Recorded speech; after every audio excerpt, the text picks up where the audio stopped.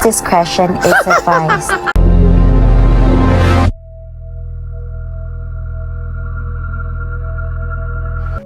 Disclaimer: the story references an event involving comedian Nikki Glaser and her controversial comments about God. The content is presented for educational and informational purposes only and does not intend to promote or glorify any form of disrespect or inappropriate behavior. Viewer discretion is advised.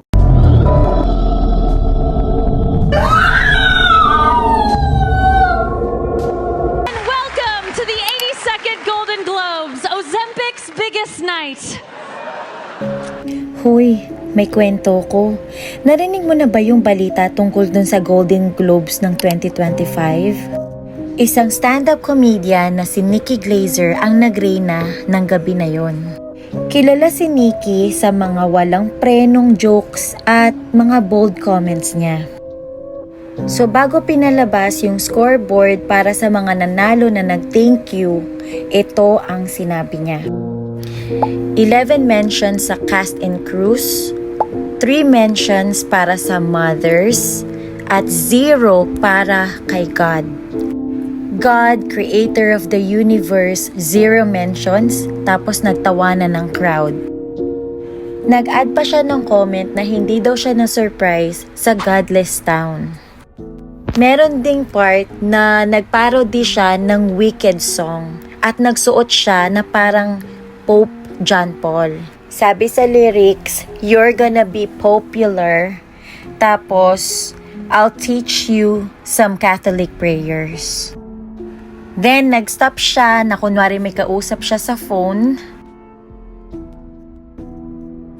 Tapos sabi niya, "This whole thing sucks. I'm embarrassing myself in front of Elton John."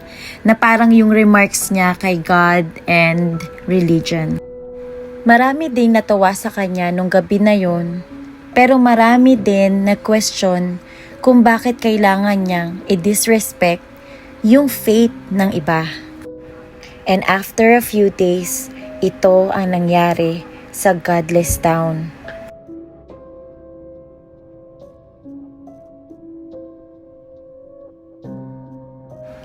After niyang sabihin na on fire ang mga speech ng mga nanalo, naging on fire din ang Hollywood na sinasabing the godless town.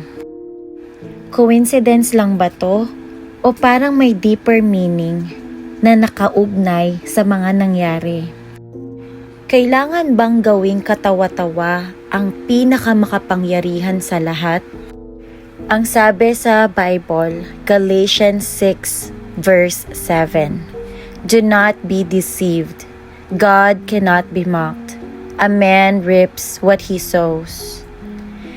Huwag kayong magpadaya. Hindi maaaring lokohin ng Diyos. Ang tao ay mag-aani ng ayon sa kanyang itinanim. Pinapaalala dito na hindi pwedeng lokohin or biruin, pagtawanan o idisrespeto ang Diyos. At ang bawat kilos natin, mabuti man o masama, ay may kaakibat na resulta. Ang ating mga aksyon ay may epekto at binigyan tayo ng Diyos ng pagkakataong magbago.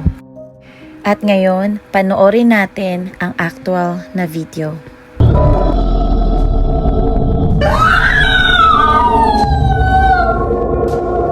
What took you so long? Anyway, it's time for our mid-show recap, and I'm here on the floor with all of my peers. Just go with it. And this is so exciting because everywhere you look, there's a fanning. Elle, Dakota, Peyton. The air is thick with the smell of signature fragrances and the lingering stench of ballroom salmon. Ballroom salmon is actually the name of Stanley Tucci's new cologne, now available at Buca di Beppo. So much has already happened in the first half, and the acceptance speeches have been on fire. Who got shouted out the most? Let's look at the numbers. All right, cast and crew are leading the way with 11 mentions. Moms are holding strong with 3 shout-outs. God, creator of the universe, 0 mentions. And Mario Lopez, host of Access Hollywood, 1. All right. No surprise in this godless town.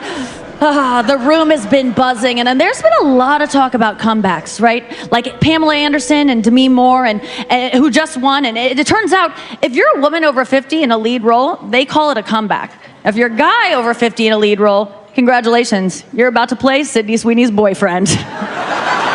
Well, that's it for the first half, and we're still nowhere near to picking a new pope. Tedesco's still in the lead with 31 votes. This table gets it. Please welcome our next presenters from Captain America, Brave New World, Anthony Mackie, and my therapist, Golden Globe nominee Harrison Ford. That just gave me an idea.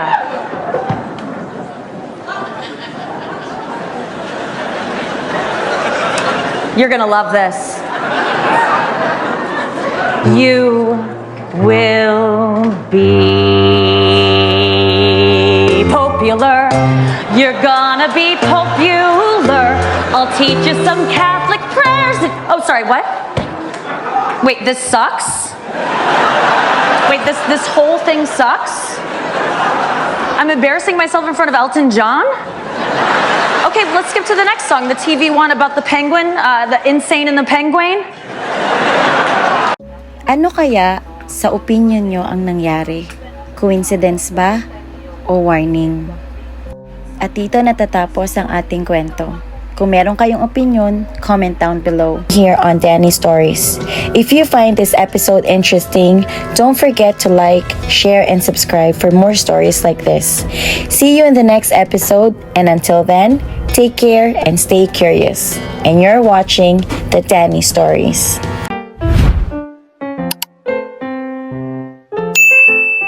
Bawat subscription, makakatulong kayong magbigay daan para makagawa pa ako ng mas maraming crime story na magbibigay ng awareness sa ating lahat. At kung meron kayong alam na crime scene story na gusto nyong ma-feature, pwede kayong mag-send ng inyong mga kwento sa Facebook page, The Danny Stories. Kapag kayo ang napili, may chance kayong manalo ng 1,000 GCash. Maraming salamat sa mga suporta po!